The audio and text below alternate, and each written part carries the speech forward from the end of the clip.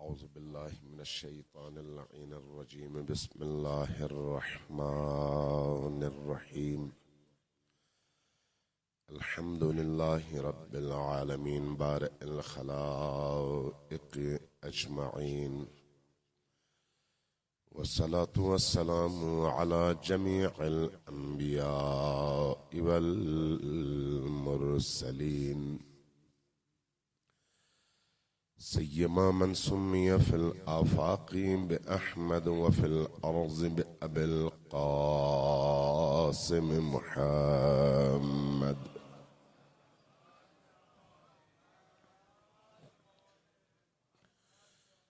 والصلاة والسلام على أولاده الطيبين الطاهرين المعصومين الميامين، واللعنة الدائمة على أعدائهم أجمعين من يوم عداوتهم إلى قيام يوم الدين.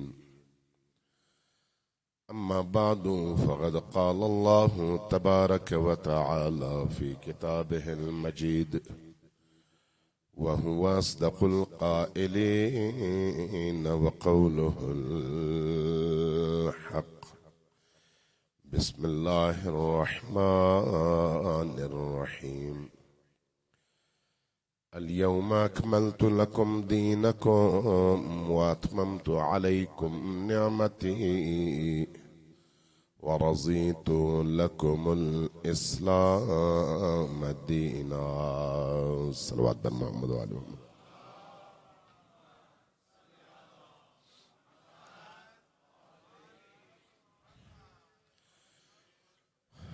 اللہ تبارک و تعالیٰ آپ سب کی اس مسجد میں تشریف آوری کو اور ان عزاداریوں میں شرکت کو اور آپ کے اس طرح سے بیٹھ کر ذکر قرآن، ذکر اہل البیت اور ذکر شہدائے کربلا کے سننے کو اپنی بارگاہ میں عبادت شمار فرمائے، اور ہم سب کو جب تک ہم جیتے ہیں محمد و آل محمد کے سائے میں زندگی، اور جب مرنے لگیں تو انہی کے سائے میں موت عطا فرمائے۔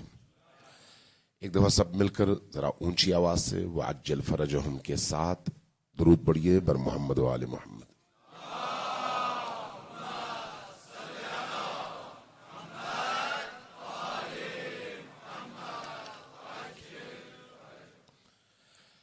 آج جب میں کوئٹہ آیا تو دوستوں سے ایک چھوٹی سی نشست تھی، وہاں پر مختلف قسم کے موضوعات پر ہلکے پھلکے انداز میں گفتگو ہوئی، تو میں نے پوچھا کہ کن کن موضوعات پہ یہاں پر بات ہوئی ہے، تاکہ اس حساب سے میں دیکھوں کہ کن موضوعات پر بات کرنی چاہیے۔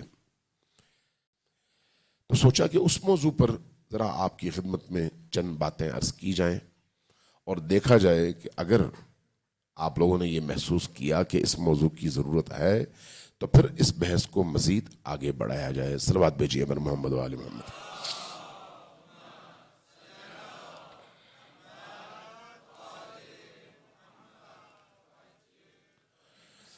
میں گفتگو کے دوران آپ سے سوال بھی کروں گا تاکہ پتہ چلے کہ آپ کس حد تک میرے ساتھ چل رہے ہیں، پہلی بات۔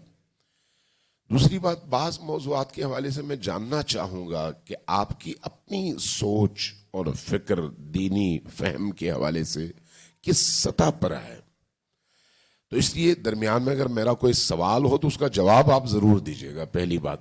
دوسری بات، ان دوستوں کے ساتھ بیٹھ کر ہم نے آج یہ نقطہ بھی فیصلہ کیا تھا کہ مجلس کے بعد ان 5 راتوں میں جب میں یہاں پر آپ کی خدمت میں ہوں تو اس مجلس کے اختتام کے فوراً بعد یعنی مصائب کے بعد ایک سوال اور جواب کا سیشن ہم رکھیں، جس میں آپ جوانوں کے دلوں میں، بزرگوں کے ذہنوں میں جس طرح کے بھی سوالات، چاہے خود اس موضوع کے حوالے سے ہو یا وہ موضوعات جو بالعموم معاشرے میں آج کے اس میڈیا کے دور میں اٹھائے جاتے ہیں اور پھر ہم اس کا جواب دینے میں مشکل محسوس کرتے ہیں، یعنی ایک جوان وہ سوالات آپ پوچھیں تاکہ اس مجلس اور محفل میں کم از کم ہم معرفت کے حوالے سے، دین شناسی کے حوالے سے، اللہ کے دین کے فہم کے حوالے سے چند قدم مزید آگے بڑھ سکیں. ایک دفعہ پھر صلوات بھیجیں بر محمد وآل محمد.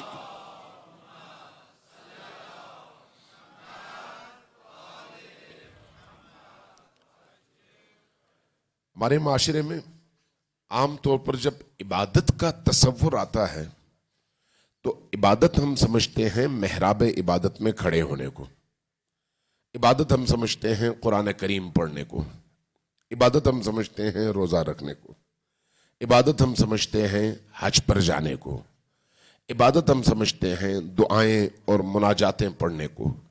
اس میں کوئی شک نہیں کہ یہ ساری کی ساری عبادتیں، لیکن ان تمام عبادتوں کے مقابلے میں ایک عبادت ایسی ہے جس پر رسول کریم صلی اللہ علیہ وآلہ وسلم نے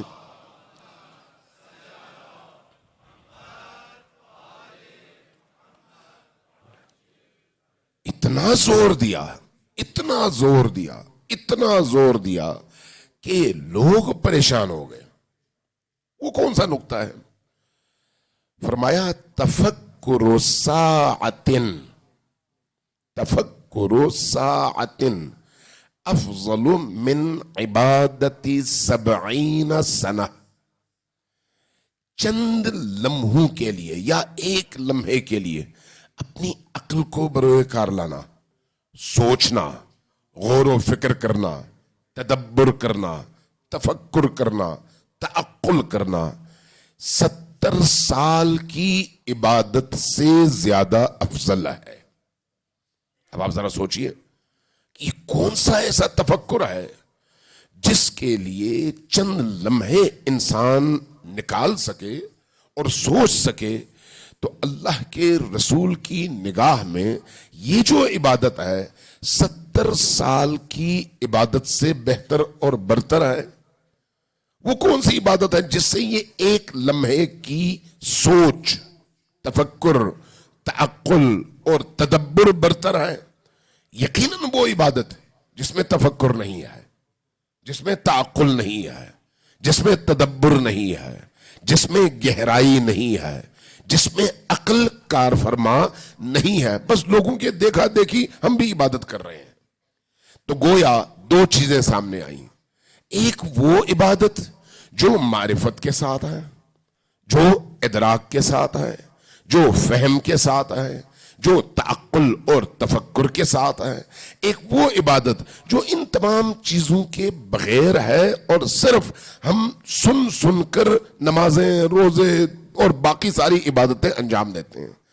اللہ کی نگاہ میں اور اللہ کے رسول کی نگاہ میں وہ عبادت جس میں تفکر ہے، اس عبادت کی قیمت 70 سال کی اس بلا تفکر اور بغیر تعقل کے عبادت سے، 70 سال کی اس عبادت سے یہ ایک لمحے کی عبادت زیادہ برتر ہے.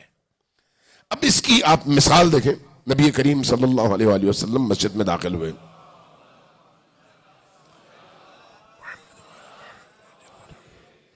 صلوات بھیجیں تو ذرا اونچی آواز سے سب مل کر صلوات بھیجیں. اللہم صلی علی محمد وآل محمد وعجل فرما.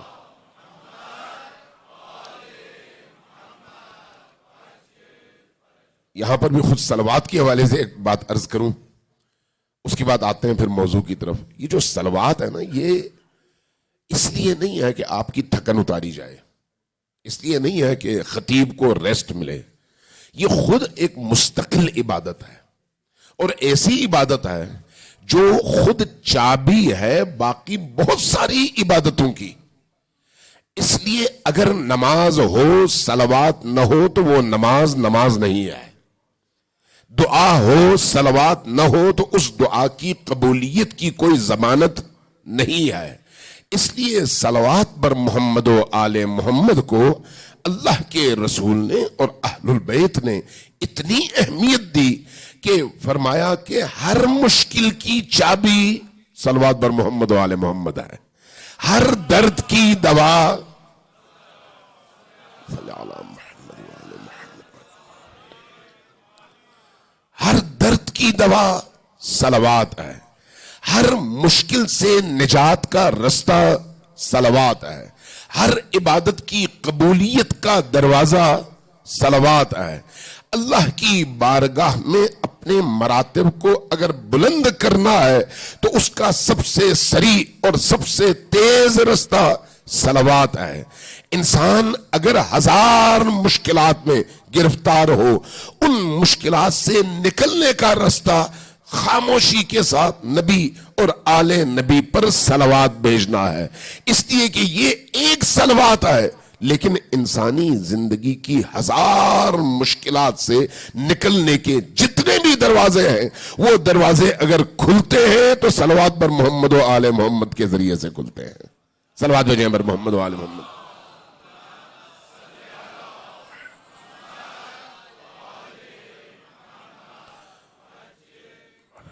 اب اس کا اندازہ اس روایت سے لگائیے، بعض بزرگوں نے یہ بتایا، میں نے سنا، واقعی مجھے ایک دفعہ اندر ایک عجیب سی کیفیت پیدا ہوتی ہے کہ فرمایا کہ خود عالم برزخ میں، جہاں پر اس وقت ہمارے سارے شہداء وہاں پر موجود ہیں، ہمارے جتنے بھی مرحومین ہیں برزخ میں موجود ہیں، ہر پل ان کو ضرورت ہے۔ اگر ہم یہاں سے کچھ بھیجتے ہیں تو وہ خوش ہوتے ہیں، نہیں بھیجتے تو وہ وہاں پر انڈر پریشر ہیں، مشکل میں ہیں، عذاب میں ہیں۔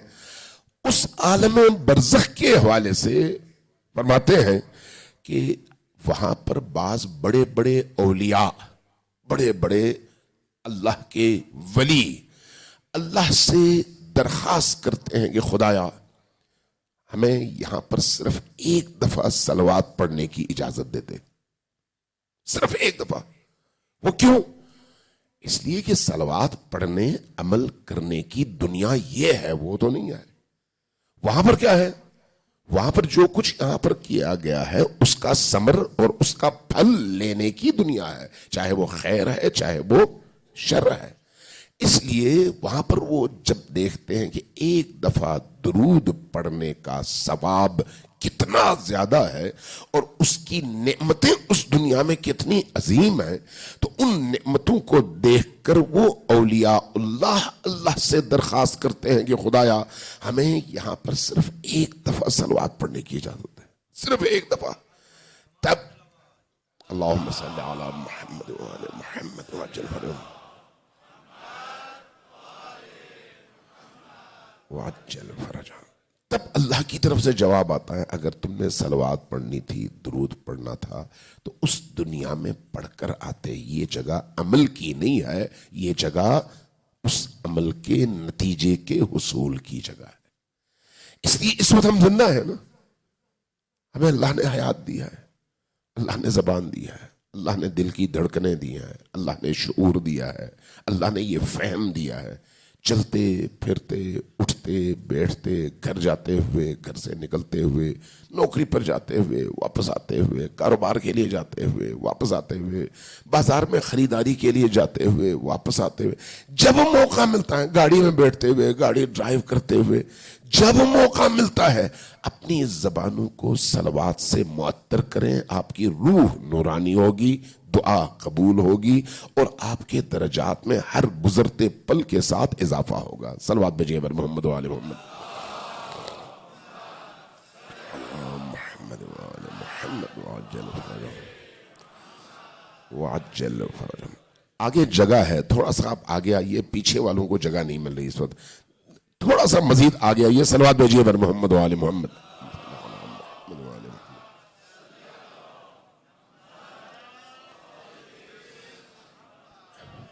ایک دفعہ پھر اونچی آواز سے نبی کریم اور ان کی آل پاک پر درود بھیجئے پر محمد و آل محمد۔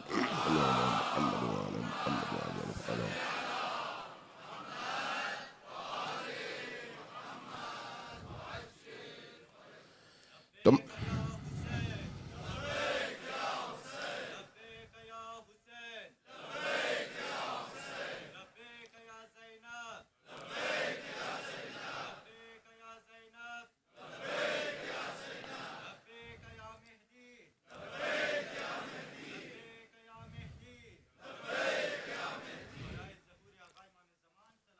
اللہم صلی علی محمد وعلی محمد وعجل فرجهم۔ تو آتے ہیں اپنے اصل موضوع کی طرف کہ نبی کریم صلی اللہ علیہ وآلہ وسلم مسجد میں داخل ہوئے. مسجد میں داخل ہوئے، دیکھا کچھ لوگ نماز کے لیے کھڑے ہیں، نماز پڑھ رہے ہیں، کچھ لوگ قرآن پڑھ رہے ہیں، کچھ لوگ اللہ کی بارگاہ میں گڑ گڑا رہے ہیں. ایک کونے میں چند لوگ جمع ہیں، ان میں سے ایک پڑھا رہا ہے، دوسرے لوگ اس سے پڑھ رہے ہیں. نبی کریم داخل ہوئے، دونوں گروہوں کو دیکھا، ادھر ان کو عبادت کرتے ہوئے اور ادھر ان کو علم سیکھتے ہوئے. فرمایا قرۃ عینی الصلاۃ، میری آنکھ کی ٹھنڈک نماز ہے، لیکن مجھے پسند ہے کہ میں علم سکھانے کی محفل میں بیٹھوں اور تعلیم اور تعلم کی ذمہ داری اٹھاؤں، اس لیے کہ اللہ نے مجھے معلم بنا کر بھیجا ہے. لہذا نماز والوں کو نماز پڑھنے دیا اور جا کر ان کے ساتھ بیٹھ گئے جو پڑھ اور پڑھا رہے تھے. تو اس کا مطلب یہ ہے کہ ہماری ان مجالس کو تعلیم اور تعلم کا ذریعہ بننا چاہیے.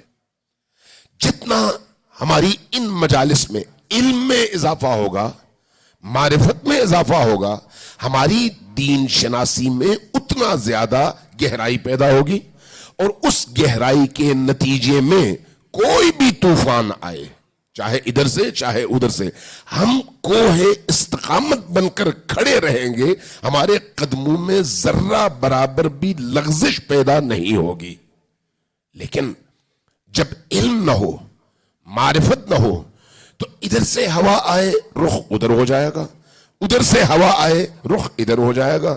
چھوٹی سی مشکل آئے فوراً ہم دین سے بھاگیں گے، چھوٹا سا امتحان آئے اس امتحان کے نتیجے میں ہم بے دست و پا ہو جائیں گے اور گھبرا کر ہر چیز سے دور بھاگنے کی کوشش کریں گے. اور کچھ سوالات اٹھ جائے تو ہمارا ایمان مزمحل ہوگا، ہمارے اعتقادات کمزور ہو جائیں گے. نتیجتاً بڑی آسانی کے ساتھ ہم ہر روز مختلف جہتوں میں پھرتے رہیں گے، کسی ایک جگہ استقامت کے ساتھ کھڑے نہیں ہو پائیں گے.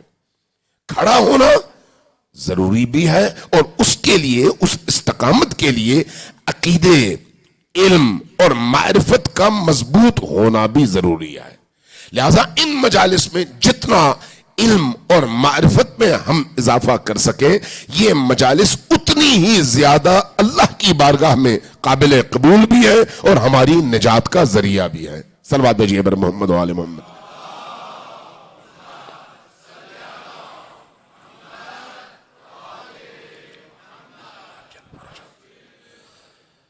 اب ذرا یہ آیت جو میں نے ابھی آپ کی خدمت میں تلاوت کی ہے، الیوم اکملت لکم دینکم واتممت علیکم نعمتی ورضیت لکم الاسلام دینا.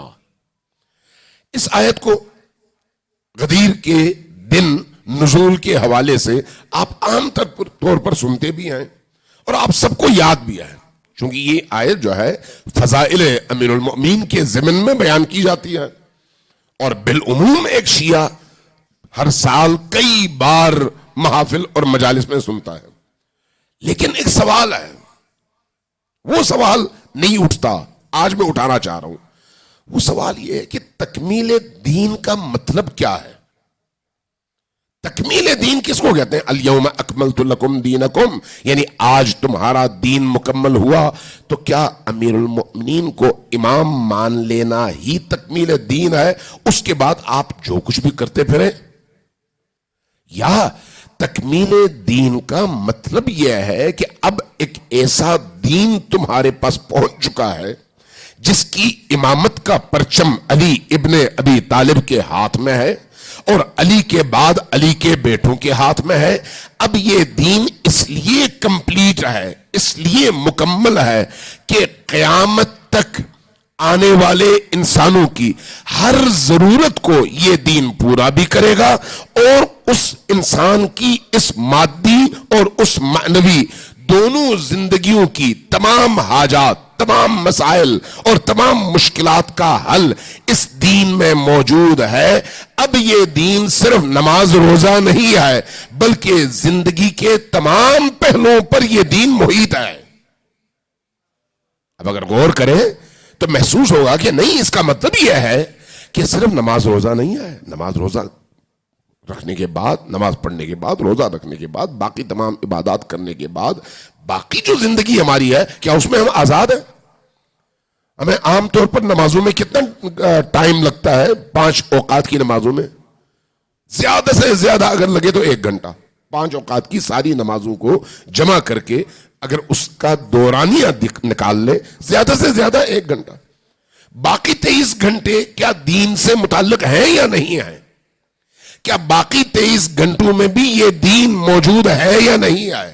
اس دین کا کوئی رول باقی ان 23 گھنٹوں میں بھی ہماری زندگیوں میں ہے یا نہیں ہے؟ یہ ہے اہم ترین سوال۔ ولایت امیر المؤمنین، ولایت ائمہ، وہ ایک الگ بحث ہے، اس بحث میں نہیں جا رہا اس وقت بات ہو رہی ہے دین کی ضرورت کیا ہے اور اس کا دائرہ کیا ہے۔ اب جب آپ دین کی ضرورت اور اس کے دائرے کو سمجھ جائیں گے تو محسوس کریں گے کہ آپ کی شادی بھی دین ہے، آپ کے بچے کی تربیت بھی دین ہے، آپ کا بزنس بھی دین ہے، آپ کا سونا بھی دین ہے، آپ کا جاگنا بھی دین ہے، آپ کا محنت کرنا، مزدوری کرنا بھی دین ہے، آپ کا علم حاصل کرنا بھی دین ہے، آپ کا دشمنان خدا سے نفرت کرنا اور بغض رکھنا اور دوستان خدا سے محبت کرنا یہ بھی دین ہے۔ گویا صبح آنکھ کے کھلنے کے بعد رات سونے تک جتنے بھی اعمال ہیں، ان تمام اعمال کا تعلق دین سے ہے، بغیر دین کے نہیں ہے۔ اور جب یہ سارے کے سارے اعمال دین سے متعلق ہیں تو پھر ہمیں یہ بات ذہن نشین کرنی ہوگی کہ دین صرف میری انفرادی ضرورتوں کو پورا کرنے کی ضمانت کا نام نہیں ہے۔ جب دین کامل ہے، الیوم اکملت لکم دینکم، تو وہ جو دین کامل ہے اس کے کمال کی وجہ قرآن نے کیا بیان کی؟ اس دین کے کامل ہونے کی وجہ کیا بیان کی؟ اس پر غور کیجئے گا، آپ نتیجے پر پہنچ جائیں گے۔ جب یہ آیت نازل ہوئی تو اس سے پہلے نماز آ چکی تھی، اس سے پہلے روزہ آ چکا تھا، اس سے پہلے زکوٰۃ کے احکام نازل ہو چکے تھے، اس کے بعد خمس کے احکام نازل ہو چکے تھے، حج کے احکام نازل ہو چکے تھے، جہاد کے احکام نازل ہو چکے تھے، تجارت کے احکام نازل ہو چکے تھے۔ کوئی نیا ایسا حکم نہیں آیا جس کا تعلق ہماری روزمرہ زندگی کی عبادات سے ہو، کوئی ایسا حکم نہیں آیا۔ حکم کیا آیا؟ حکم یہ آیا یا ایھا الرسول بلغ ما انزل الیک من ربک فان لم تفعل فما بلغت رسالتک کے عنوان سے کہ علی کی ولایت کا اعلان کیا جائے۔ درست ہے؟ علی کی ولایت کے اعلان کا کیا مطلب ہے؟ اب یہ تمام کی تمام عبادات، نماز سے لے کر امر بالمعروف اور نہی عن المنکر تک، تولا اور تبرع تک، یہ ساری کی ساری عبادات مجموعی طور پر تب اللہ کی بارگاہ میں قبول ہے جب اس کے ساتھ علی کی ولایت شامل ہو۔ درست؟ یہ جو علی کی ولایت ہے، علی کی ولایت کے شامل ہونے کا مطلب کیا ہے؟ اب سوال یہ ہے، کیا علی کو میں اپنا پہلا امام مان لوں بس؟ نہیں، یہ نہیں ہے، یہ نہیں ہے، بلکہ اس کا مطلب یہ ہے کہ علی ولایت اور حکومت کا جو نظام تمہیں دے رہے ہیں، جس کے سر پر، جس کے راس میں، جس کی چوٹی پر علی اور علی جیسا کوئی انسان فائز ہے، وہ تمہاری اجتماعی ذمہ داری ہے اور باقی ساری کی ساری تمہاری انفرادی ذمہ داریاں ہیں۔ توجہ ہے میں کیا کہہ رہا ہوں؟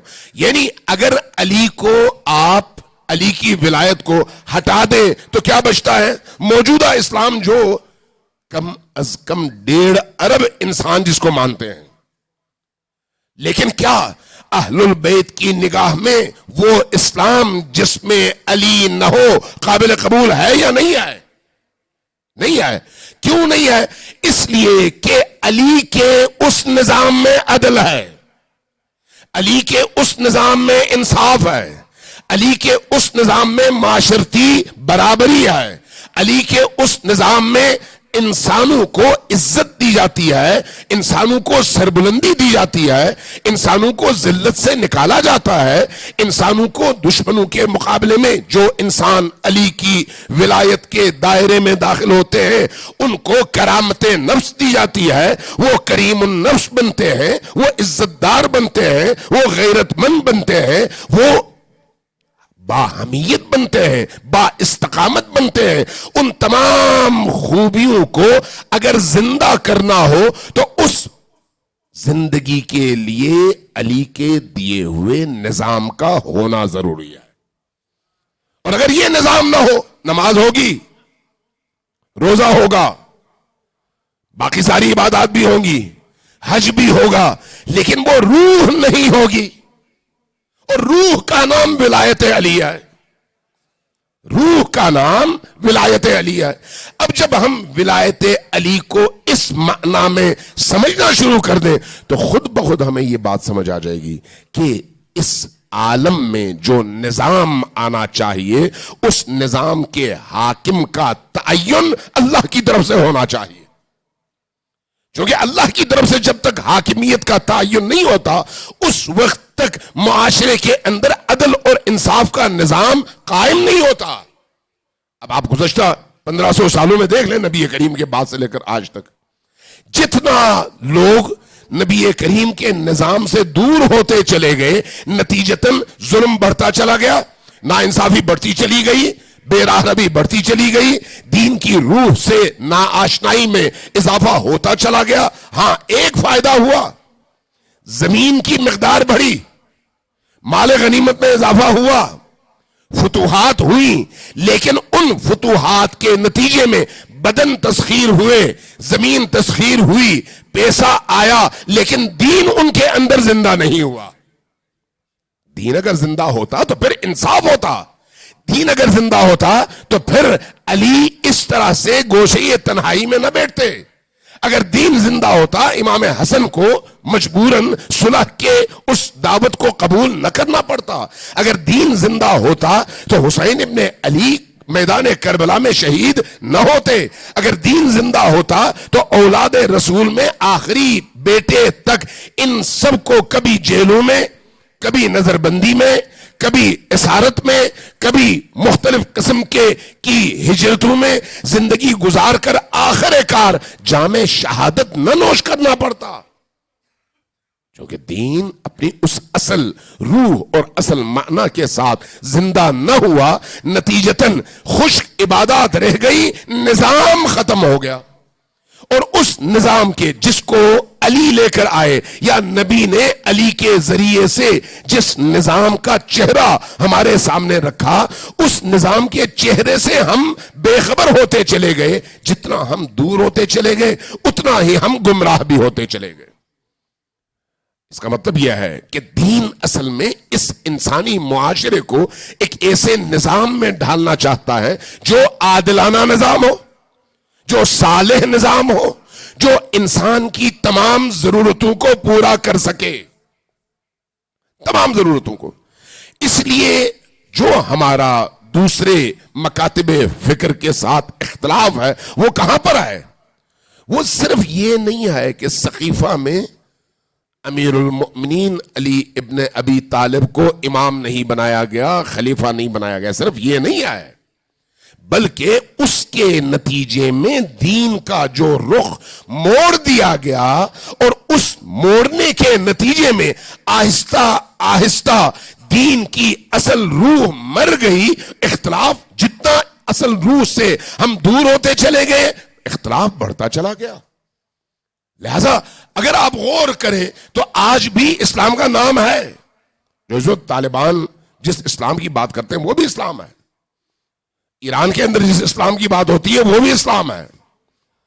हम जब अली ابن ابی طالب کے اسلام کی بات کرتے ہیں تو وہ بھی اسلام کی ایک شکل ہے، لیکن عملی طور پر دیکھیں 1400 سال گزر گئے، اہل البیت کو اس نظام سے ہمیشہ دور رکھنے کی کوشش کی جاتی رہی، اس نظام کو ہمیشہ ظالموں کے ہاتھ میں دیا گیا، کبھی بھی ان عادل ہستیوں اور ان کے پیروکاروں کو اس نظام کے قریب بٹکنے نہیں دیا گیا۔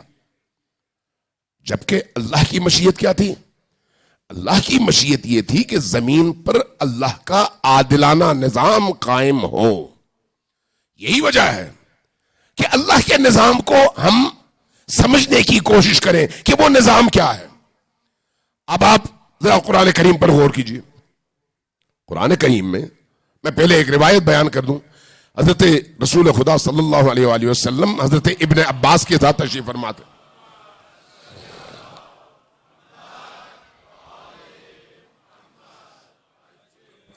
ابن عباس کے ساتھ تشریف فرماتے، ابن عباس کی طرف رسول خدا نے نگاہ دوڑائی اور فرمایا کہ ابن عباس وہ کیسا وقت ہوگا، عبداللہ ابن عباس کی بات ہو رہی ہے، وہ کیسا وقت ہوگا جب تمہارے بچے میرے بچوں کا قتل عام کریں گے۔ یہ فرمایا تو ابن عباس بڑے پریشان ہوئے، کہا کہ یا رسول اللہ کیا ایسا بھی ہوگا؟ فرمایا کہ ہاں ایسا ہوگا۔ فرمایا اگر ایسا ہے تو میں اپنے آپ کو عقیم کر لیتا ہوں، عقیم یعنی نامرد، تاکہ میرے بچے ہی نہ ہو۔ جب بچے ہی نہیں ہوں گے تو پھر آپ کے بچوں کو وہ قتل بھی نہیں کر سکیں گے، اتنا بڑا جرم۔ فرمایا کہ نہیں، یہ اللہ تبارک و تعالی کی مشیت ہے کہ دنیا اس طرح سے آگے بڑھے جس کے نتیجے میں آہستہ آہستہ انسان شعور کے ذریعے سے، عقل کے ذریعے سے، تدبر کے ذریعے سے، تفکر کے ذریعے سے، علم کے ذریعے سے اس مقام تک پہنچ جائے کہ اب بغیر کسی کی ہدایت کے وہ فیصلہ کر سکے کہ یہ حق ہے اور یہ ناحق ہے۔ نبی کریم کے اپنے دور میں ایسا نہیں ہوا۔ نبی کریم نے دین پہنچایا، لیکن اس دین کے پہنچانے کے بعد لوگوں کے عقل اور شعور کی سطح آپ دیکھ لیں کہ نبی کہتے ہیں کہ میں وصیت کر جاؤں، لاؤ کاغذ اور قلم، اور لوگ اٹھ کر کہتے ہیں ہمارے لیے قرآن کافی ہے، آپ کے کسی نصیحت کی وصیت کی ضرورت نہیں ہے۔ تو پھر سنی نے بھی لکھا، شیعہ نے بھی لکھا، یہ حدیث جو ہے بخاری کی حدیث ہے، مسلم کی حدیث ہے، یعنی یہ صحابہ کرام کا دور ہے نا۔ اس کا مطلب یہ ہے کہ ابھی وہ نسل انسانی پیدا نہیں ہوئی جو اس مقام پر پہنچے کہ عقلی طور پر تدبر کے ذریعے سے، تفکر کے ذریعے سے سوچ کر درست رستے کا انتخاب کر سکے اور اس رستے کی قیمت دینے کے لیے تیار ہو سکے۔ اس لیے نبی کریم نے فرمایا کہ اللہ تبارک و تعالیٰ کی مشیت یہ ہے کہ آہستہ آہستہ یہ سلسلہ آگے بڑھے اور ایسے لوگ پیدا ہو جائیں معاشرے کے اندر، لیکن وہ جو پیدا ہوں گے وہ کیسے پیدا ہوں گے؟ وہ تربیت کے ذریعے سے پیدا ہوں گے، عقل و شعور میں اضافے کے ذریعے سے پیدا ہوں گے۔ ایک وقت ایسا آئے گا کہ زمین عدل اور انصاف سے بھرے گی اور ظلم کا زمین پر خاتمہ ہوگا۔ جو ہم آج امام عصر علیہ السلام کی حکومت کے منتظر رہتے ہیں،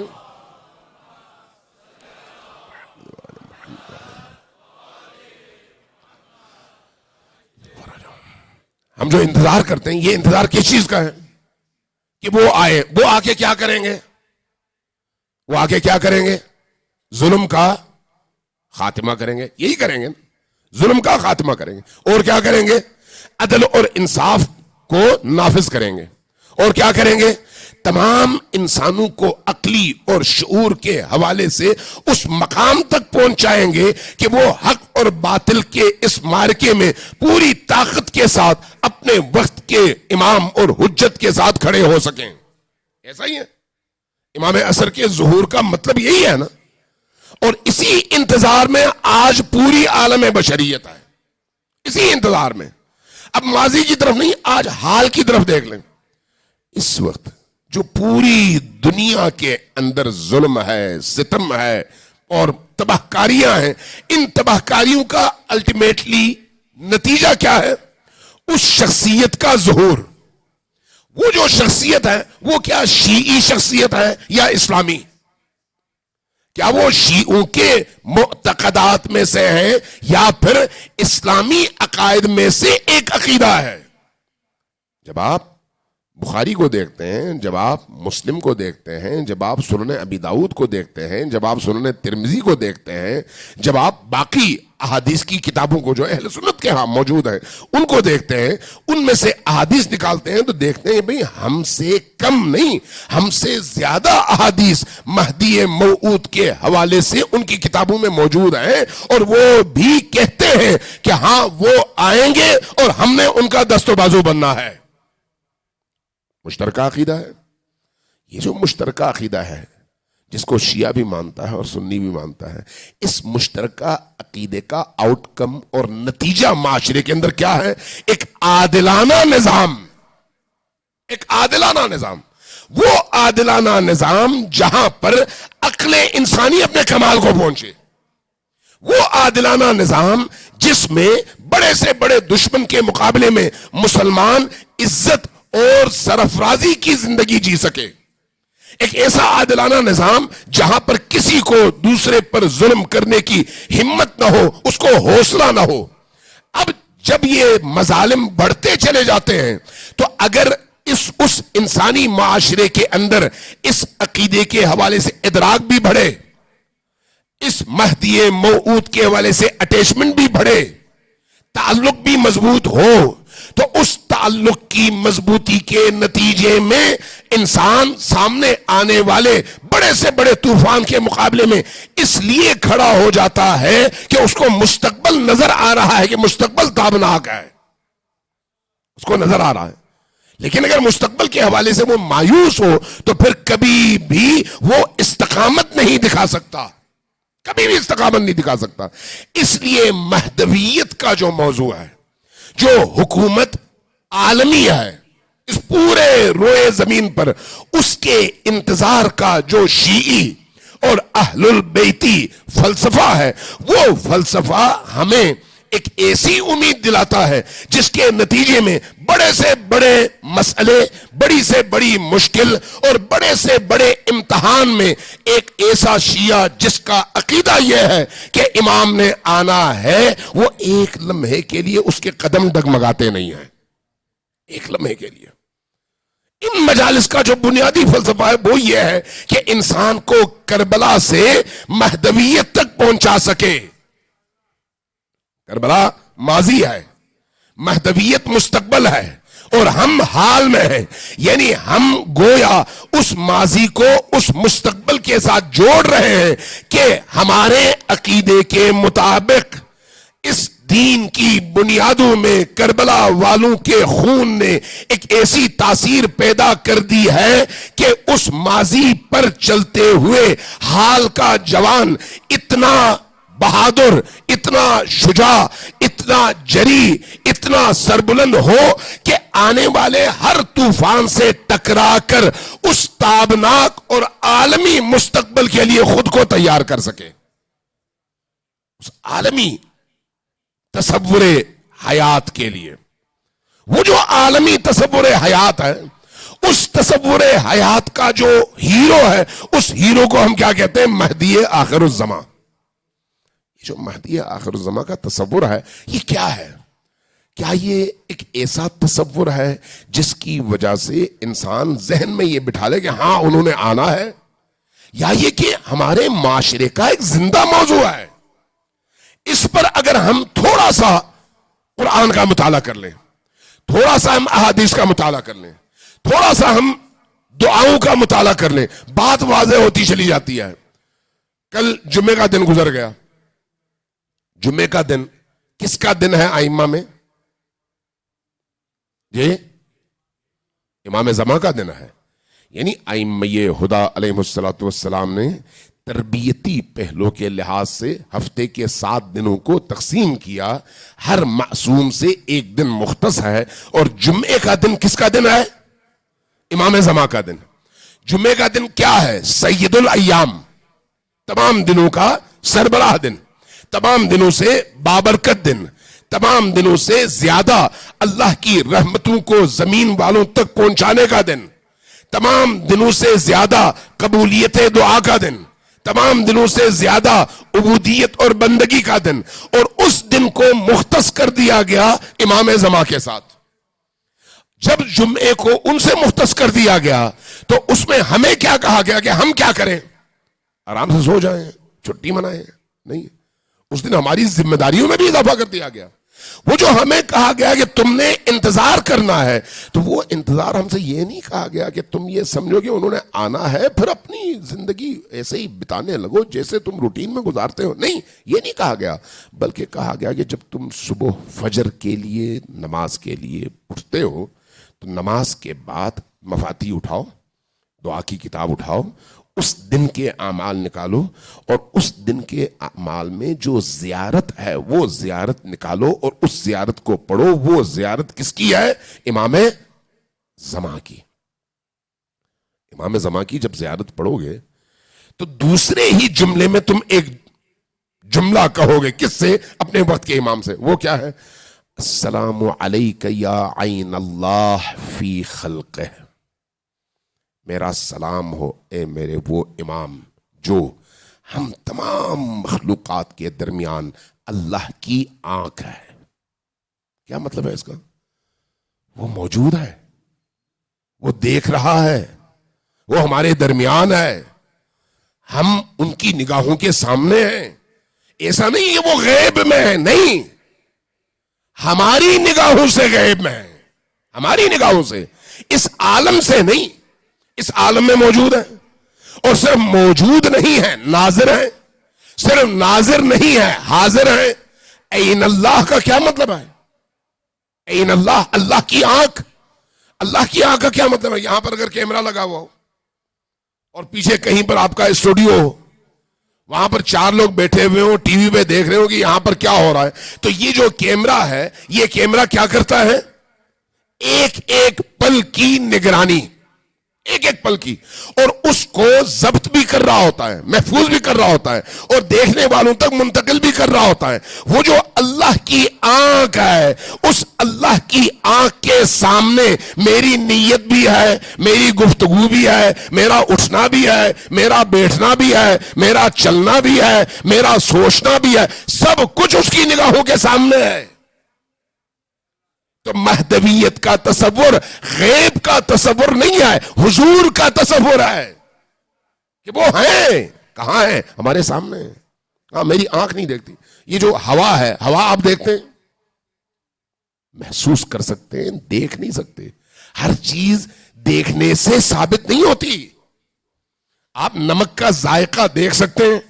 نہیں، چکھنے سے محسوس کر سکتے ہیں، دیکھنا ضروری نہیں ہے۔ وہ مہدی آخر الزمان ہیں، وہ موجود ہیں، صرف موجود نہیں ہیں بلکہ ان کے فیض سے کائنات کا ذرہ ذرہ ہر پل فیض پاتا ہے اور حیات لیتا ہے، ہر پل۔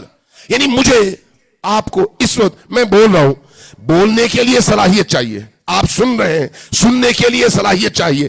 یہ صلاحیت آیا ایک تسلسل ہے یا نہیں ہے؟ اللہ کی طرف سے ہے تسلسل، یعنی اگر ایک لمحے کے لیے یہ جو عطا ہے اللہ کی طرف سے سننے کی قوت کے حوالے سے، قوت سامعہ، یہ قوت سامعہ ایک لمحے کے لیے رک جائے تو آپ کی یہ صلاحیت ختم ہوگی۔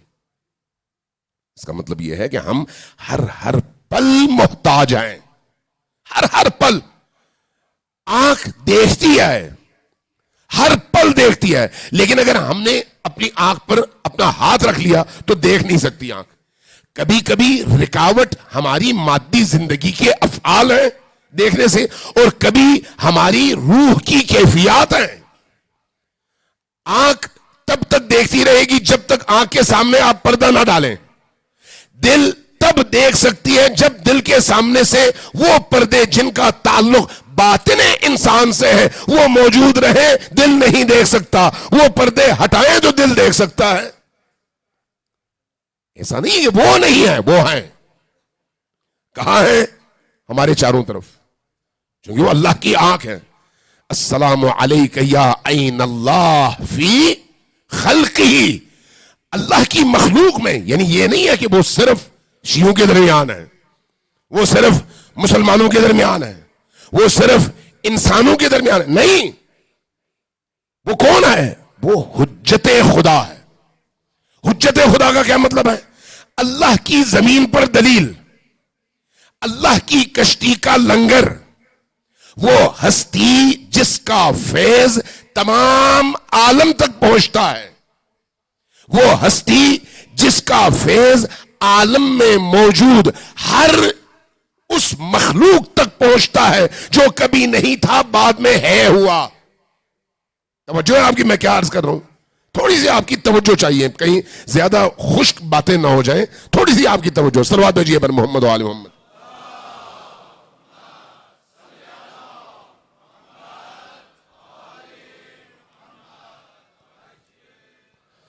हम जब कहते हैं इमाम ज़मा, तो इमाम जमीन ही कहते, जमीन की कैद में नहीं आए, जमीन की कैद से बाहर हैं। आप एक सिंपल सी मिसाल देता हूं। जब आप इमाम रजा अलैहिस्सलाम की बारगाह में हाजिर होते हैं,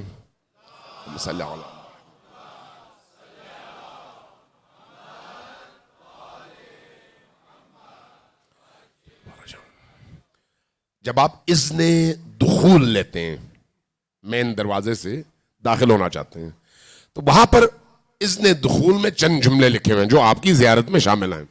वो क्या है? अशहदु अन्नका तस्मउ कलामी व तरा मकामी व तरुद्दु सलामी। तीन बातों की आप गवाही दे रहे हैं। वो कौन सी बातें हैं? ए इमाम रजा, या अली इब्न मूसा रजा, इमाम रजा जिंदा हैं या शहीद हो चुके हैं? जी, जिंदा हैं या शहीद हो चुके हैं? शहीद हो चुके हैं। लेकिन आप यहां पर उस शहीद हो जाने वाले इमाम के हवाले से गवाही दे रहे हैं। वो गवाही क्या है? ये गवाही हम अपनी तरफ से नहीं देते, अल्लाह के रसूल ने, रसूल की अहलुल बैत ने हमें सिखाया कि यूं गवाही दो, इसलिए कि तुम्हारी अक्ल, तुम्हारा इदराक कासर है, तुम नहीं समझ सकते, लेकिन हकीकत वही है जो तुम गवाही दे रहे हो। वो क्या है? आप कहते हैं अशहदु अन्नका तस्मउ कलामी, मैं गवाही देता हूं कि आप मेरा कलाम सुन रहे हैं। आपने क्या कहा? अस्सलामु अलैका या अली इब्न मूसा रज़ा। आपने जब ये कहा तो उन्होंने सुना, उन्होंने सुना। अब आप गवाही दे रहे हैं कि ए इमाम रज़ा, मैं गवाही देता हूं कि आप सुन रहे हैं। अशहदु अन्नका तस्मउ कलामी व तरा, और देख रहे हैं मकामी, मैं कहां पर खड़ा हूं, वह तरुद्दु सलामी, जब मैं कहता हूं अस्सलामु अलैक तो आप कहते हैं वालैकुस्सलाम, आप जवाब देते हैं। लेकिन मेरे कान पर पर्दे हैं, मेरी आंख पर पर्दे हैं, इसलिए मेरी आंख आपको देखती नहीं है और मेरे कान आपको सुनते नहीं है। किसके बारे में हम गवाही दे रहे हैं? अपने उस इमाम के बारे में जो इस वक्त शहीद हो चुके हैं, जिनकी रूह उनके बदन से जुदा हो चुकी है, लेकिन उनकी रूह भी इस आलम पर मुहीत है, रूह भी इस आलम पर मुहीत है। तो इमाम ज़मा कौन है? इमाम ज़मा वो हैं जो इस दुनिया में जिंदा है, उसी बदन के साथ है, अल्लाह के हुक्म से है, ऐनुल्लाह फी खल्क़िही है, और वास्ते फैज है मखलूक और रब के दरमियान। अल्लाह की तरफ से जो भी फैज आता है वो फैज उस हस्ती के जरिए से हम तक पहुंचता है। अब जरा गौर कीजिए, ये जो आपके बल्ब लगे हुए हैं, इस बल्ब के पीछे जहां से बिजली तकसीम होकर इस बल्ब तक पहुंचता है, वो मकाम क्या है जी? जहां से बिजली घर से आपकी ये जो बिजली है ये ट्रांसफर होती है आपके ट्रांसफार्मर तक में, ट्रांसफार्मर से फिर मुख्तलिफ घरों में मुंतकिल होती है। कैसे? बैलेंस होकर اس بیلنسنگ کے نتیجے میں پھر آپ کے گھروں میں وولٹیج برابر برابر پہنچتی ہے. یعنی گویا وہ ٹرانسفارمر آپ کے اس بجلی کو برابر تعدیل کے ساتھ آپ کے ہر گھر پہنچانے کا ذمہ دار ہے. بجلی گھر پیچھے ہے. یہ سمجھانے کے لیے عرض کر رہا ہوں, سمجھانے کے لیے. امام, حجت اور اللہ کی دلیل, اللہ کا زمین پر نمائندہ, اللہ کا زمین پر خلیفہ وہ ہو سکتا ہے جو مخلوق اور خالق کے درمیان فیض کا ذریعہ بنے, اللہ سے لے بندے تک پہنچائے, اللہ سے لے بندے تک پہنچائے. دلیل کیا ہے کہ ایسا ہوتا ہے؟ سر بات بھیجیے بر محمد و آل محمد.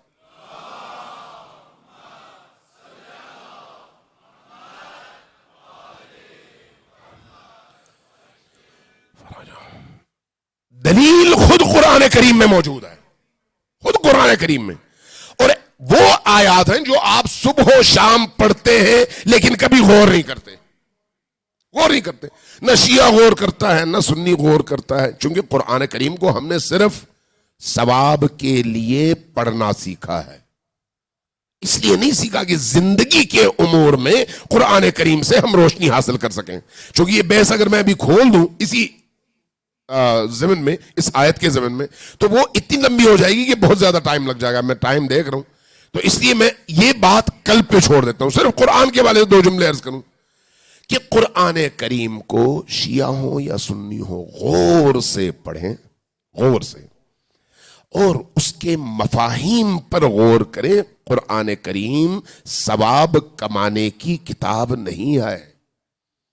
قرآن کریم انسان کو انسان بنانے کی کتاب ہے, انسان کو انسان بنانے کی کتاب. آج ہم نے قرآن کریم کو حفظ کے لیے مختص کیا ہے, حفظ کے لیے. ہم نے قرآن کریم کو رٹے کے لیے مختص کیا ہے. ہم نے قرآن کریم کو مردہ کے سر پر ایک بندے کو بٹھا کر 2 دنوں میں ختم قرآن کے لیے مخصوص کیا ہے. نہیں, قرآن اس لیے نہیں آیا تھا, قرآن مردہ کے لیے نازل نہیں ہوا تھا. ہم نے مردے کے پیچھے لگا دیا. قرآن زندہ انسانوں کے لیے اترا تھا. قرآن کا مخاطب مردہ انسان نہیں ہے, زندہ انسان ہے. زندہ انسان پر اتار کر کہا گیا کہ یہ قرآن تمہارے لیے اس دنیا کی حیات میں ہدایت کا ذریعہ ہے. اس میں اگر اپنے آپ کو ڈھال لو تو اس مقام پر پہنچو گے جس مقام کو مقام انسانی کہتے ہیں. اس لیے قرآن کریم کو اس حوالے سے پڑھنے کی ضرورت ہے. اقبال کے بارے میں آپ نے سنا ہوگا کہ اقبال ایک دن قرآن پڑھ رہے تھے, ان کے والد کا گزر ہوا, دیکھا, پوچھا کیا کر رہے ہو؟ کہا قرآن پڑھ رہا ہوں. کہا کیسے پڑھ رہے ہو؟ کہا جیسے سب پڑھتے ہیں.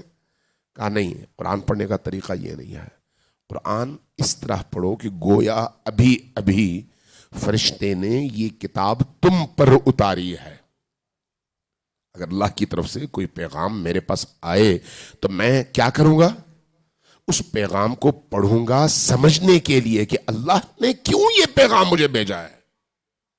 اس لیے قرآن کریم صرف پڑھنے کی کتاب نہیں ہے, پڑھ کر سمجھنے کی کتاب ہے, اور سمجھ کر عمل کرنے کی کتاب ہے, اپنی زندگی میں اس کو ڈھالنے کی کتاب ہے. لہذا اگر ہم ان مفاہیم کے حوالے سے جن کی ابھی بات ہو رہی ہے, اب مہدی آخر الزمان علیہ السلام اگر اس دنیا میں اللہ کی حجت کا نام ہے جس کے ذریعے سے تمام عالم کو روزی ملتی ہے, تو وہ کیسے ہے؟ قرآن بتائے گا آپ کو. یہ جو دریا کی روانی ہے نا, دریا کی روانی, وہ بغیر حجت خدا کے اذن کے نہیں آئے. یہ جو ہماری سانسیں ہیں یہ بغیر حجت خدا کے اذن کے نہیں آئے.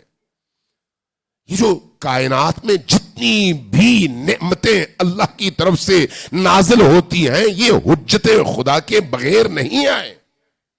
حجت خدا ذریعہ ہے اللہ اور بندوں کے درمیان. اس لیے جتنی بھی نعمتیں ہیں وہ اس کے ذریعے سے ہیں. لہذا ہم امام عصر کے حوالے سے روایات میں پڑھتے ہیں کہ ہمارے اعمال ان کے سامنے پیش کیے جاتے ہیں, ہمارا سارا کام ان کے سامنے پیش کیا جاتا ہے. جب ان کو اپنے کسی ماننے والے کا خیر کا عمل نظر آئے تو ان کو سرور اور خوشی محسوس ہوتی ہے، لیکن جب ان کے سامنے کسی اپنے ماننے والے کا گناہ اور برا عمل ان کے سامنے پیش ہو تو وہ مغموم ہوتے ہیں اور گریہ فرماتے ہیں. کیوں؟ اس لیے کہ یہ ان سے ہیں، وہ ان سے ہیں. یعنی امام زمان اور اہل البیت علیہ الصلوۃ والسلام نے اپنے پیروکاروں کو اپنے میں سے قرار دیا ہے، اپنے میں سے، یہ میرے ہیں. اس لیے امیر المومنین کی حدیث ہے، فرمایا شیعتنا خلقوا من فاضل طینتنا وعجنوا بماء محبتنا. ہمارے پیروکار وہ ہیں جن کو ہماری بچی ہوئی مٹی میں سے خلق کیا گیا ہے. آپ ذرا تصور کریں، بچی ہوئی مٹی میں سے. اس کے بعد فرمایا وَعُجِنُوا بِمَاءٍ مَحَبَّتِنَا. جب ہماری اس بچی ہوئی مٹی کا خمیر بنایا جا رہا تھا تو اس میں ہماری محبت کا پانی ملایا گیا ہے. اس لیے جو ہمارا پیروکار ہوگا وہ ہم سے شدید محبت کرے گا. جو ان سے شدید محبت کرتا ہے وہ کون ہوتا ہے؟ وہ خود فرماتے ہیں فَيَحْزَنُونَ بِحُزْنِنَا. جب ہم کسی غم کا شکار ہوں تو ہمارے پیروکار بھی اس غم کو اپنا غم سمجھتے ہیں، ان کے دل میں درد اٹھتا ہے. وَيَفْرَحُونَ بِفَرْحِنَا. اور جب ہمیں کوئی خوشی پہنچتی ہے تو ہماری خوشی ان کے اندر خوشی پیدا کرنے کا باعث بنتی ہے. اس لیے آپ دیکھتے ہیں کہ جب ہم امیر المومنین علی ابن ابی طالب علیہ الصلوۃ والسلام کی ولایت کو دیکھتے ہیں، سنتے ہیں، بیان کرتے ہیں تو چہرے کھل اٹھتے ہیں. اور جب ان کا ماتم، ان کا غم، ان پر ہونے والے مظالم بیان ہوتے ہیں تو آنسو بھی چھلکتے ہیں اور دل بھی ٹوٹتے ہیں. کیوں؟ وہ حدیث سامنے رکھیں، یفرحون بفرحنا ویحزنون بحزننا. لہذا ہمیشہ یہ بات ذہن میں رکھیں کہ ہم پر ایک حاکم اللہ نے بنایا ہوا ہے اور وہ اس وقت بھی ہمارا حاکم ہے، ہم اس کی نگاہوں کے سامنے ہیں. اب بات یہ ہے کہ اس کی حکومت کا دائرہ کار کیا ہے، اس پر بات ہوگی انشاءاللہ تعالی. صلوات بھیجیں پر محمد و آل محمد.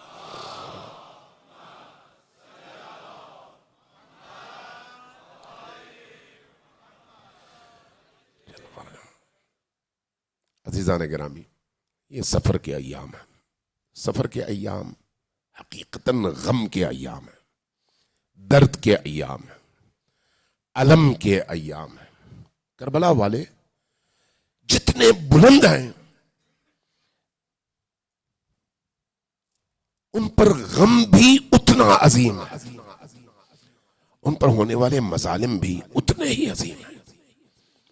انسان سوچتا ہے کہ کسی باوقار شخص کی موجودگی میں توہین آمیز ایک جملہ کہنے سے معاشرہ اٹھ جاتا ہے کہ آپ نے ہمارے بزرگ کی توہین کی ہے. یہ کیسے مظلوم ہیں جو اس پورے عالم میں سب سے زیادہ برتر اور سب سے زیادہ عظیم لوگ تھے، لیکن ان کے ساتھ جو سلوک ہوا وہ ہوا جو سب سے بدترین انسانوں کے ساتھ بھی نہیں کیا جا سکتا تھا. اتنا ظلم، اتنی بربریت، اتنی عداوت، اتنا بغض. نہ بڑوں پر رحم، نہ چھوٹوں پر رحم، نہ بچوں پر رحم، نہ خواتین پر رحم. شام غریبہ کو حمید ابن مسلم نے نقل کیا ہے، وہ کہتا ہے کہ حسین کی مظلومیت پر اس دن میں بہت زیادہ کڑا جب میں نے دیکھا حسین تنہا رہ گئے. جب حسین کو میں نے تنہا دیکھا تو میں نے ایک عجیب منظر دیکھا. حسین لشکر اشقیاء کے نرغے میں تھے اور چاروں طرف انہوں نے دیکھا اور دیکھنے کے بعد ایک آواز بلند کی. وہ آواز گویا میرے دل کو چیر رہی تھی. وہ آواز کیا تھی؟ فرمایا این العباس، میرا عباس کہاں ہے؟ این الحبیب، میرا حبیب کہاں ہے؟ این علی الاکبر، میرا علی اکبر کہاں ہے؟ ایک ایک کر کے نام لیتے چلے جا رہے تھے. حمید کہہ رہا ہے کہ ہر طرف خاموشی تھی، اس خاموشی میں حسین کی تنہائی اور قتل گاہ میں ان کے پیاروں کی لاشیں، انسان جل کر کباب ہو جاتا۔ کہتا ہے میں نے شام غریبہ میں جو کچھ دیکھا وہ خدا کسی غیرت مند انسان کو نہ دکھائے۔ حمید کی روایات ہیں، حمید ابن مسلم کی، کہتا ہے میں نے ایک ایسا منظر دیکھا کہ حسین جب شہید ہو گئے تو آپ کی شہادت کے اسی دوران میں لشکر اشقیاء نے رخ کیا خیمہ حسین کا۔ جب خیمہ حسین تک پہنچ گئے اور خیموں کو آگ لگی تو میں نے دیکھا رسول اللہ کے یہ چھوٹے چھوٹے بچے اور اولادیں خیموں سے روتے ہوئے نکلی۔ کوئی کہہ رہا تھا واہ محمدہ، کوئی کہہ رہا تھا واہ علیہ، اور کوئی کہہ رہی تھی، بچی تھی چھوٹی، کہہ رہی تھی واہ میری جدہ آپ کہاں ہیں، دیکھیے آپ کی اولاد کے ساتھ کیا ہو رہا ہے۔ حمید کہتا ہے میں نے یہ منظر اپنی آنکھوں سے دیکھا، خیمے ایک کے بعد ایک کر کے جلنے لگے تو میں نے دیکھا ایک خیمہ ذرا دور ہے اور اس خیمے کے قریب ابھی آگ نہیں پہنچی، لیکن منظر ایسا ہے کہ باقی سارے خیموں سے تمام خواتین نکل کر صحرائے کربلا کی تاریکی میں گم ہو چکی ہیں اور غائب ہیں، اور اب اس خیمے کے سامنے ایک اونچے قد کی خاتون کبھی اندر جاتی ہے کبھی باہر آتی ہے، کبھی اندر جاتی ہے کبھی باہر آتی ہے۔ میں نے کہا کہ یہ خاتون بھاگتی کیوں نہیں ہے؟ کہا کہ اس خیمے کے اندر حسین کا بیمار بیٹا غشی کے عالم میں ہے، اس لیے اس جوان کو چھوڑ کر بھاگ نہیں سکتی۔ میں نے پوچھا یہ خاتون ہے کون؟ جواب ملا یہ علی کی بیٹی زینب ہے، علی کی بیٹی زینب۔ حمید آگے بڑھتا ہے، کہتا ہے میں نے دیکھا کہ یہ جو بچے بھاگے تھے ان میں سے ایک بچی پر میری نگاہ پڑی۔ میں نے کیا دیکھا؟ میں نے دیکھا اس بچی کے دامن پر آگ لگی ہوئی ہے اور یہ بچی رو رہی ہے۔ اس روتی ہوئی بچی کو میں نے دیکھا، میں بھاگا تاکہ اس کے دامن کی آگ بجھا سکوں۔ اس بچی نے جب مجھے پیچھے آتے دیکھا ڈر گئی اور تیزی سے بھاگنے لگی۔ میں آگے گیا، بچی کو روکا، بچی کے دامن کی آگ بجھائی۔ جب دامن کی آگ بجھی تو اس بچی نے میرے چہرے کی طرف غور سے دیکھا، گویا آنکھوں ہی آنکھوں میں یہ سوال پوچھ رہی ہو کہ کربلا میں جتنے بھی لوگ ہم نے دیکھے وہ مارنے والے تھے، وہ جلانے والے تھے، وہ آگ لگانے والے تھے، تم پہلے شخص ہو جو آگ بجھانے کے لیے آئے۔ میں نے پوچھا بیٹی تم معصوم ہو، چھوٹی سی بچی ہو 3-4 سال کی، ہو کون؟ کہا میں حسین کی بیٹی سکینہ ہوں۔ میں نے پوچھا بیٹی تم سکینہ ہو، تمہارے چہرے کی رنگت سیاہ ہو چکی ہے، تمہارے کان کی لو پھٹی ہوئی ہے، خون رس رہا ہے، تمہارا سر اور کندھے زخمی ہیں، وجہ کیا ہے؟ اتنا ظلم کیسے ہوا؟ کہا کہ ان ظالموں نے اتنے تمانچے مارے، اتنے تمانچے مارے کہ میری رخسار کی رنگت سیاہ ہو گئی۔ میرے کندھے کیوں زخمی ہیں؟ اس لیے کہ ان ظالموں نے جب حجاب اور ہمارا مقنعہ چھیننا چاہا تو نیزے کی انیاں استعمال کی، اس لیے میرے کندھے زخمی ہیں۔ اور میرے کان کی لو کیوں پھٹی ہوئی ہے؟ اس لیے کہ ان ظالموں نے اتنے زور سے بالیاں کھینچی کہ میرے کان کی لو پھٹ گئی اور خون رسنے لگا۔ میں نے پوچھا بیٹی ذرا بتاؤ میں تمہاری کیا خدمت کروں جس سے تمہارا یہ درد کم ہو؟ ایک عجیب جملہ کہا اس بچی نے، جب جملہ کہا تو میرا دل پھٹ رہا تھا۔ کیا کہا؟ کہا ذرا مجھے نجف کا رستہ بتا دو۔ بیٹی نجف کیوں؟ کہا وہاں میرے جد امجد علی ابن ابی طالب دفن ہے، ذرا جا کے شکایت کروں اور بتاؤں کہ دیکھیے آپ کی بیٹیوں کے ساتھ کربلا میں کیا سلوک ہو رہا۔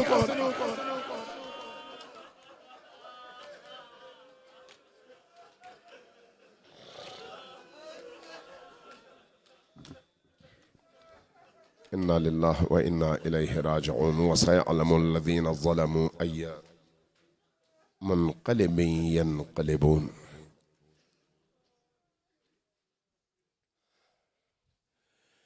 نسألك اللهم وندعوك باسمك العظيم الأعظم الأعز الأجل الأكرم. چونکہ محفل اور مجلس ہے ہی دعا کی، جہاں پر حسین پر گریا ہو، جہاں پر حسین کے بچوں پر گریا ہو، اس مجلس کی کوئی دعا رد نہیں ہوتی. جت کی جو حاجات ہیں اپنے دل میں ان حاجات کو یاد کریں. سب مل کر پہلے 10 بار اپنے رب کو پکارتے ہیں بک یا اللہ یا اللہ یا اللہ یا اللہ یا اللہ یا اللہ یا اللہ یا اللہ یا اللہ یا اللہ یا رحمان یا رحیم یا مقلب القلوب ثبت قلوبنا علی دینک. خدایا ہماری اس قلیل عزاداری کو اپنی عظیم بارگاہ میں قبولیت کا درجہ عطا فرما. بار الہ ہمارے قلوب کو نور حسینی سے منور فرما. بار الہ امیر المؤمنین علی ابن ابی طالب کے سائے میں زندگی اور انہی کے سائے میں موت عطا فرما. بار الہ امام عصر کے ظہور میں تعجیل فرما. ہمیں ان کے آوان، ان کے انصار، ان کے ساتھیوں اور ان کے حقیقی انتظار کرنے والوں میں شمار فرما. بار الہ ان کے قلب مبارک کو ہم سب سے راضی فرما. بار الہ ان کے ظہور کی راہ میں موجود رکاوٹوں کو دور کرنے کی ہمیں توفیق عطا فرما. بار الہ دنیا بھر میں جہاں جہاں تیرے علی کے چاہنے والے ظلم کے مقابلے میں کھڑے ہیں ان کو فتح و نصرت عطا فرما. بار الہ عراق کی سرزمین میں، لبنان کی سرزمین میں، فلسطین میں، یمن میں، شام میں، نائجیریا میں، افغانستان میں، اسی طرح سے کشمیر میں، دنیا کے دیگر کونوں میں، قطیف میں، بار الہ جہاں جہاں تیرے نام لیوا، تیرے پیارے بندے، تیرے مجاہد بندے ظلم کے مقابلے میں استقامت کے ساتھ کھڑے ہیں انہیں فتح و نصرت عطا فرما. بار الہ ہمیں بھی ظلم کے مقابلے میں کھڑے ہونے کی توفیق عطا فرما. ہر ظالم سے نفرت اور ہر مظلوم سے محبت کی توفیق عطا فرما. بار الہ جو لوگ بے اولاد ہیں انہیں اولاد صالح نصیب فرما. جن کے گھر بیمار ہیں انہیں ان تمام بیماروں کو شفائے عاجل، شفائے کامل عطا فرما. بار الہ جن کے گھروں میں پریشانیاں ہیں، بے روزگاری ہے، نوکری نہیں ہے، مال کی تنگی ہے، ان سب کی مشکلات کو بحق باب الحوائج جلد از جلد دور فرما. بار الہ ہمیں اپنے دلوں کی گہرائیوں سے علی اور آل علی پر ایمان نصیب فرما. بار الہ موت سے پہلے توبہ کی توفیق عطا فرما. ہماری توبہ کو اپنی بارگاہ میں شرف قبولیت عطا فرما. بار الہ مرنے سے پہلے علی کا دیدار نصیب فرما. بار الہ قبر کی تاریکیوں میں حسین ابن علی کی شفاعت نصیب فرما. برزخ کی زندگی میں راحتیں اور نبی کریم کا سایہ نصیب فرما. بار الہ عالم محشر میں بی بی دو عالم کا سایہ اور ان کی شفاعت نصیب فرما. ہم سب کے جتنے بھی مرحومین دنیا سے گزر چکے ہیں، ہمارے جتنے بھی عزیز پاکیزہ شہداء دنیا سے گزر چکے ہیں، کوئٹہ کے جتنے بھی مظلوم شہداء دنیا سے جا چکے ہیں، ان سب کو حسین ابن علی کے سائے میں جگہ عطا فرما. شہداء کربلا کے ساتھ انہیں محشور فرما. ان کے گناہوں اور خطاؤں سے درگزر فرما. ان کے لیے ہمیں ہمیشہ ایصال ثواب کرتے رہنے کی، خیر کا عمل انجام دیتے رہنے کی توفیق عطا فرما. جن عزیزوں نے آج کی اس مجلس میں شرکت کی ہے ان سب کی حوائج شرعیہ کو قبول فرما. جو لوگ دور بیٹھ کر سن رہے ہیں ان کی مشکلات کو بھی دور فرما. بار الہ جن عزیزوں نے ان مجالس کا اہتمام کیا ہے ان کی حوائج شرعیہ کو بھی قبول فرما. ان سب پر اپنی رحمتیں نازل فرما. بار الہ اس محرم کو ہماری زندگی کا آخری محرم قرار نہ دے. بار الہ مرنے سے پہلے ہمیں وہ زندگی جو اہل البیت کو تو نے عطا کی، اور جس کے نتیجے میں انسان شوق کے ساتھ موت کا استقبال کرتا ہے، ہمیں اس طرح کی پاکیزہ نورانی معنوی زندگی عطا فرما۔ ربنا تقبل منا انك انت السميع العليم برحمتك يا ارحم الراحمين، وصلى الله على محمد وآله الطاهرين۔ صلوات بجیے بر محمد وآل محمد۔